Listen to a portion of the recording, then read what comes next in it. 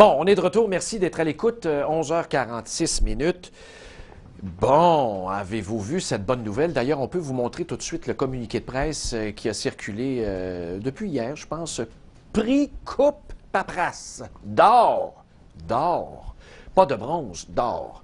2016, 2 ministres québécois remportent la palme pour leur soutien envers les PME. Et là, j'ai vu la liste des bonnes actions posées par 2 ministères, le ministre Sam Hamad, entre autres. Vous avez vu aussi le ministre responsable des PME. Est-ce qu'on a montré les photos, Mike, des récipiendaires, avec Martine Hébert, Madame Hébert, qui est au bout du fil de la Fédération canadienne d'entreprises indépendantes. Bonjour. Bonjour, bonjour. Bien, merci d'être avec nous. À chaque fois qu'on se parle, on espère, mais là, c'est un pas de plus. C'est bon, ça? Ben c'est très bon. Écoutez, je pense qu'il faut féliciter les ministres Girard et Hamad d'avoir remporté ce prix-là, qui est un prix pan-canadien. Hein, oui. Ben, j'ai vu le communiqué de Toronto aussi en anglais, exactement. Tout à fait, et pour lequel il y avait aussi des premiers ministres de certaines provinces qui étaient parmi les finalistes, dont la première ministre de la Colombie-Britannique, Christy Clark, premier ministre de la Nouvelle-Écosse, etc. Oui. Donc, il y a quand même, c'est quand même un prix que je vous dirais qu'on décerne à chaque année pendant notre semaine de la paperasse parce que c'est important de reconnaître aussi ceux qui font des efforts pour essayer de couper dans la paperasse.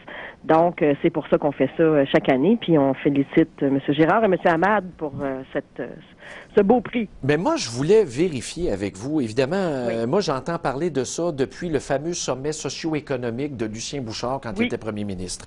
Secrétariat à la déréglementation et tout ça. Oui. Mais là, est-ce que ces récipiendaires-là, nos 2 ministres, est-ce que c'était dans la machine depuis un certain temps ou si ça a vraiment été initié, ces mesures-là, par les libéraux?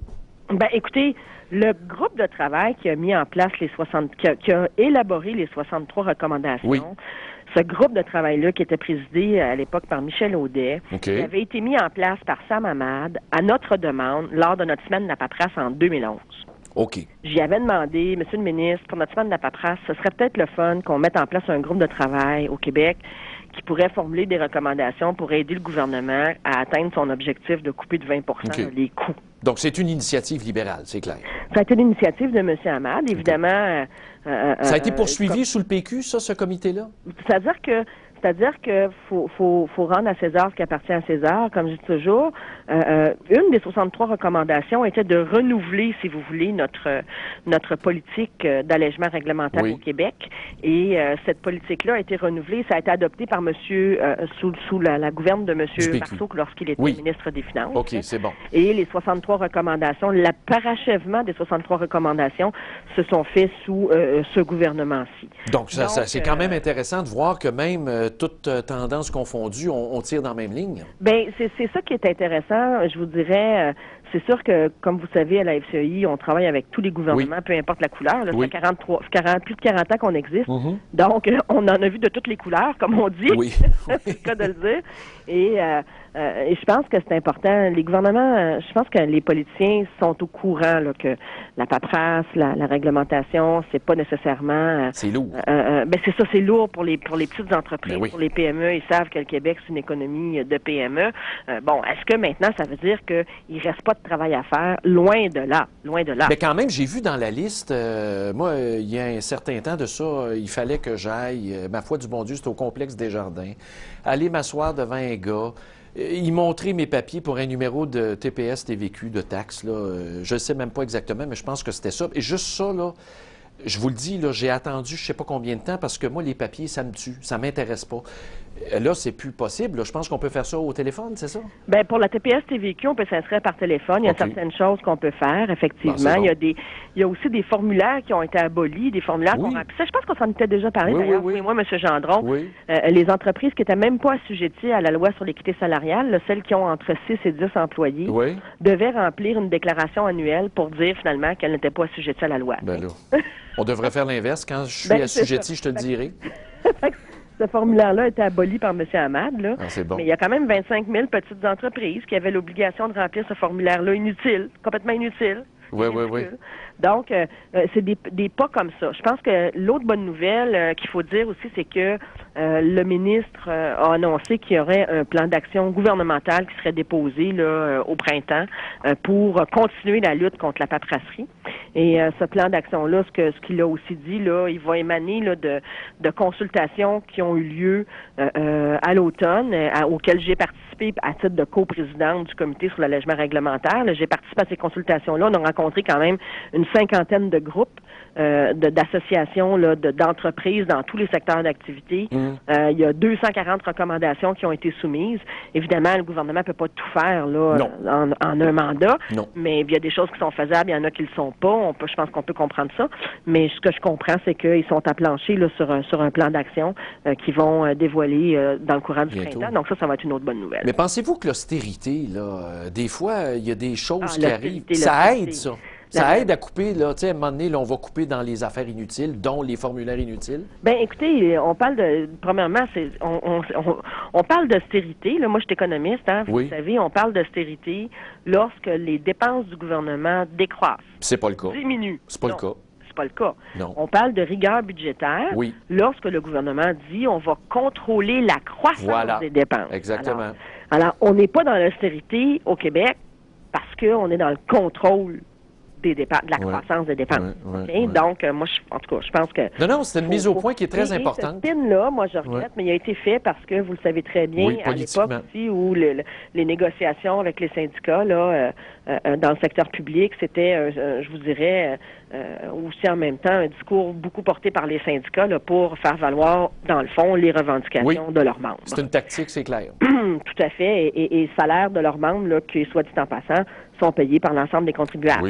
Oui, tous ces groupes de pression-là en même temps. Oui, même, je voyais les CPE, là, ça me faisait tellement sourire d'entendre la démagogie, de dire « C'est bien épouvantable, il va falloir demander aux parents de payer les couches. Pardon, ils ne les payaient pas? » Oui. C'est pathétique. Mais là, OK, donc ça s'en vient, notre affaire, il faut être patient, c'est long. Mais votre affaire de couper la paperasserie, ça s'articule en même temps avec une réingénierie de l'État. Là, si on en veut moins de programmes, moins d'enfargements, tout concorde. Là. C'est ça. Écoutez, vous disiez tantôt, là, ça coûte quelque chose. Ah oui. Je vais vous dire, les entreprises au Québec produisent chaque année, là, juste pour le gouvernement du Québec, envoient là, 35 millions de formulaires par année. Mon Dieu. Fait que ça en prend-tu du monde en haut de la ligne pour traiter oui. ça? Vous pensez que ça coûte une beurrée. Puis c'est sûr que, vous savez, l'appareil administratif, là, premier réflexe, on a un problème, on va inventer un nouveau formulaire, une nouvelle loi ou un nouveau règlement. Oui, on va régler le problème. La reddition. Puis en plus, on va sauver nos jobs. Alors, c'est comme ça. C'est un petit peu comme ça hein, qu'on pourrait penser là, que ça s'articule. Évidemment, c'est pas toujours comme ça. Je pense qu'il faut aussi dire qu'il y a des règlements puis des lois qui sont tout à fait nécessaires pour la sécurité, pour la santé publique, etc. Puis je pense que là-dessus, il faut... Mais je vous dirais que ce qui est assez récent au fil des dernières années, on parle de fonctionnaires, là, c'est que dans les comités de travail, que ce soit celui qui avait été mis en place par M. Hamad ou celui qui a été créé, là, le comité permanent sur l'allègement réglementaire qui a été créé sous le gouvernement actuel puis que je co-préside, là, ce qui est assez fantastique, c'est que il y a aussi les ministères et les organismes concernés, les principaux, là, sont autour de la table. Alors ça, c'est important parce que c'est comme ça aussi que l'appareil administratif en vient à voir, on n'avait pas vu ça comme ça. Vous savez, c'est pas toujours par mauvaise foi non plus, là.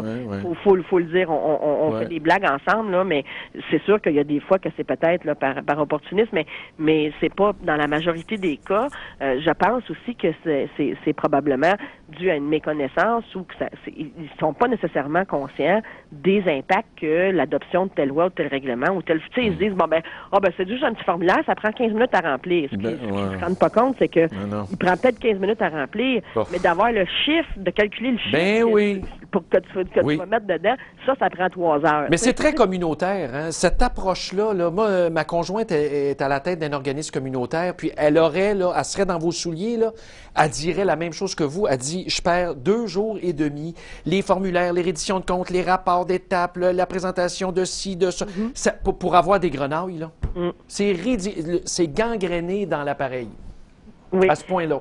Écoutez, ce que je vous dirais, c'est que c'est sûr, vous parlez d'heures consacrées, là. Les entreprises au Québec, là, ça coûte 8 milliards par année. Juste les entreprises québécoises pour se conformer à l'ensemble de la réglementation. Et t'as pas engrangé de revenus, là.